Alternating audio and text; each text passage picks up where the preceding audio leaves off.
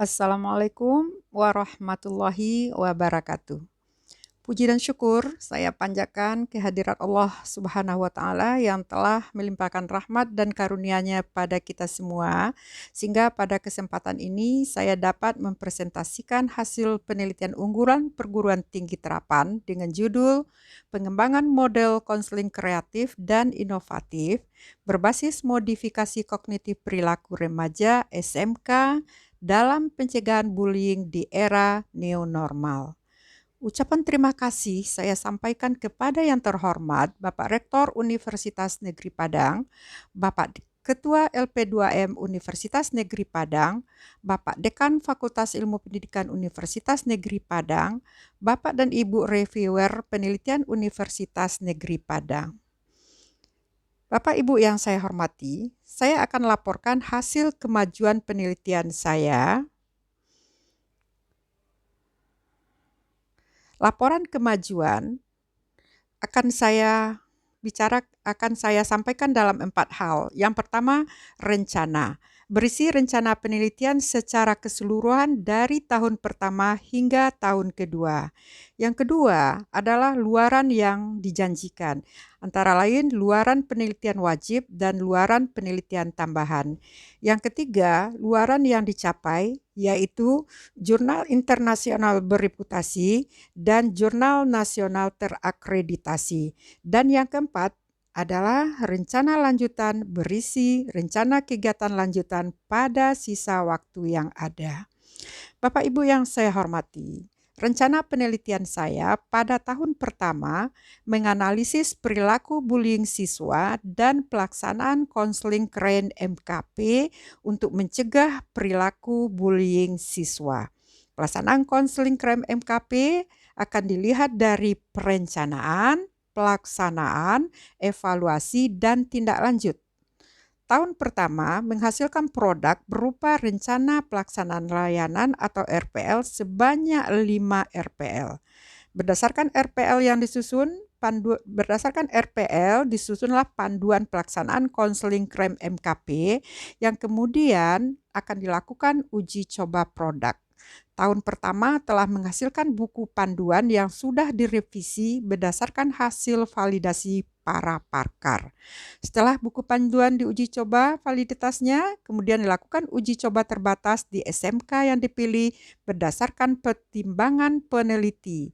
Uji coba ditujukan untuk melihat tingkat praktikalitas dan efektivitas buku panduan yang dikembangkan. Tahun kedua merupakan tahap penggunaan panduan konseling KRAIN MKP pada skala yang lebih luas, misalnya di kelas lain atau sekolah lain sesuai dengan kebutuhan peneliti. Tahap ini bertujuan untuk menguji efektivitas penggunaan buku panduan konseling KRAIN MKP. Prosedur pengembangan yang diterapkan dalam penelitian ini mengikuti langkah-langkah pengembangan menurut model ADDA atau ADI, kemudian dilakukan uji efektivitas produk yang akan dilakukan dengan penelitian eksperimen, dengan rancangan penelitian true experiment. Bentuk desain yang digunakan adalah pretest, post-test, switch control group design. Data yang dibutuhkan akan dikumpulkan melalui kuesioner terstruktur untuk mengukur keberhasilan. Bapak Ibu yang saya hormati, luaran yang saya janjikan, pertama, luaran wajib, 1 artikel pada jurnal internasional yang bereputasi, 1 buku hasil penelitian ber-ISBN, artikel ilmiah yang dimuat di jurnal nasional terakreditasi, dan 1 haki. Luaran tambahan yaitu bahan ajar yang dapat digunakan oleh mahasiswa program bimbingan konseling S1. Hasil yang diperoleh merupakan draft artikel yang akan dimuat di jurnal internasional bereputasi pada Jurnal Interactive Technology and Smart Education yang terindeks di Scopus Q2 dengan SJR 0,451. Judul artikel itu adalah efektivitas konseling kreatif inovatif berbasis kognitif perilaku untuk mengurangi perilaku bullying siswa. Saya akan sajikan abstrak dari hasil yang saya peroleh adalah tujuan penelitian ini untuk mengetahui efektivitas konseling kreatif dan inovatif berbasis kognitif perilaku untuk mengurangi perilaku bullying siswa. Penelitian ini dilakukan pada 8 orang subjek siswa yang mengalami masalah terkait dengan perilaku bullying yang telah terjaring melalui skala perilaku bullying. Penelitian ini adalah penelitian kuantitatif dengan rancangan penelitian kuasi eksperimen. Bentuk desain yang digunakan dalam penelitian ini adalah one group pretest, post-test. Penentuan subjek dilakukan dengan teknik cluster sampling dengan menentukan target kelas. Pengumpulan data dilakukan dengan menggunakan skala perilaku bullying. Lembar refleksi diri dan lembar tugas siswa. Analisis data dengan menggunakan statistik non-parametrik yaitu Wilcoxon-Sidney Rank Test. Hasil penelitian menunjukkan bahwa terdapat perbedaan yang signifikan antara perilaku bullying siswa SMK Negeri 9 Kota Padang, kelompok eksperimen sesudah perlakuan dengan menggunakan konseling kreatif inovatif berbasis kognitif perilaku. Perilaku bullying siswa di SMK 9 Kota Padang pada kelompok eksperimen sesudah diintervensi dengan konseling kreatif dan inovatif berbasis kognitif perilaku mengalami penurunan. Selain itu, perbedaan juga ditunjukkan melalui perolehan skor skala perilaku bullying konseling yang diberikan intervensi konseling kreatif dan inovatif yang berbasis kognitif perilaku lebih rendah pada saat pemberian post-test.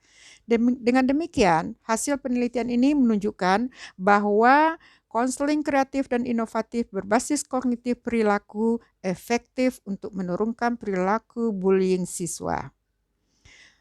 Kata kunci dari penelitian ini adalah konseling kreatif dan inovatif berbasis kognitif perilaku dan perilaku bullying.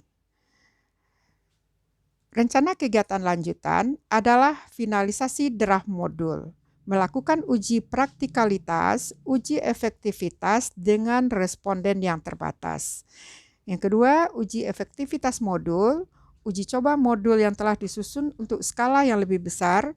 Yang ketiga, finalisasi luaran wajib, penyelesaian artikel untuk submit dan aseptif. Dan yang keempat, finalisasi luaran tambahan, finalisasi artikel jurnal nasional terakreditasi dan HKI. Demikian Bapak dan Ibu hasil laporan kemajuan penelitian saya. Banyak maaf, wabillahi taufik wal hidayah. Assalamualaikum warahmatullahi wabarakatuh.